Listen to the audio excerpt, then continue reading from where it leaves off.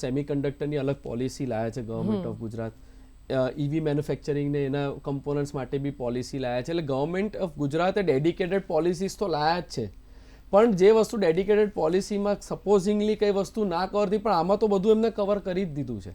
એટલે એમ જોવા જઈએ કે તમે જો સપોઝ સેમિકન્ડક્ટર યુનિટ મૂકો છો, કાં તો એના રિલેટેડ એન્સિલરી પ્રોડક્ટ્સ બનાવો છો, તો બી તમને અહીંયા ઘણા મોટા બેનિફિટ આપશે. અને એ લોકોએ EFSI કરીને એક ટર્મ યુઝ કર્યું છે, that is the amount of investment you are doing in plant and machinery, land ને બધું. એટલે એના પર્સન્ટેજ ગણીને તમને બેનિફિટ આપવામાં આવશે. અને અમાઉન્ટ 50 કરોડ કોઈ જગ્યાએ છે, કોઈ જગ્યાએ 40 કરોડ છે, કોઈ જગ્યાએ 80 કરોડ છે.